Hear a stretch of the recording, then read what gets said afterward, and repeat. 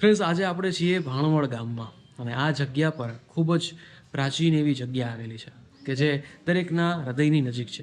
મિત્રો, આ જગ્યા પર વીર માંગણાવાડાની જગ્યા આવેલી છે. શું છે આ જગ્યા, શું છે આ જગ્યાનો ઇતિહાસ, સંપૂર્ણ માહિતી આપણને આ વિડીયોમાં જોવા જાણવા મળશે. તો બન્યા રહેજો વિડીયોમાં. જે અરસીવાળા દાદાના કાકા છે, એટલે એ અગાઉ આપણે જે જાન લઈને જતા ગમે ત્યાં, એટલે આપણા દરબારો આપણું રખેવાળ કરતા કે એનું ધ્યાન રાખે કે જાનને કોઈ લૂંટી ના જાય. એમાં એ જાનમાં આ દાદાના કાકા પોતે જ હતા. પછી જાન અહીંયા વિહામો ખાવા વડલે બેઠી ને, એટલે વડલેથી ઉપરથી લોહીના ટીપા પડતા. લોહીના ટીપા પડ્યા એટલે એને જોયું કે આ લોહી કેમ આવ્યું, આવી રીતના આંખ આમ કર્યા, બરાબર.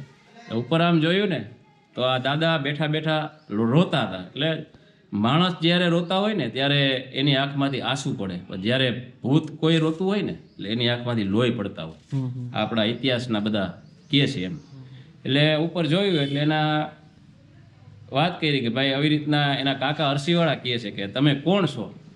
તો એ કે અરે કાકા, તમે મને ના ઓળખો કે હું તમારા સગા ભાઈ જેઠાવાળાનો દીકરો વીર માંગડાવાળો વડલે આજ ઘણા ટાઈમથી આમને. પણ એ કે તને તો એ કે બરછી લાગી, આવી રીતે બધું અમે વિધિ કરી નાખી. નહીં, કે મારે એક વચન હતું ને મારે એવી રીતના સાચો પ્રેમ હતો કે મારે ફેરા ફરવા છે, પદ્માવતી હારે છે. પણ એ કે બેટા, તું ભૂતિયોનીમાં છો અને પદ્માવતી છે એ માણસ છે, તો તમારા બેનું હું કેવી રીતે મિલન કરું? એ કે મને ખાલી તમે હા પાડી દો. એ કે હા પાડો પછી કે હું મારી માયાજાળથી અહીંયા બધા મેલ બનાવીશ, મારી શક્તિ તમે જોવો. પણ એ કે હું તને હા પાડું, પણ એક શરત કે તારા જે 4 ફેરા છે, તારે જે પ્રીત છે એ ફેરા ફરી જાય ને પછી આ તારે વડલે આઈને ઉતરી જવાનું, મને વચન આપી દે કે પછી હું એક ડગલું તું તમારે આગળ આવવાનું નથી થતું.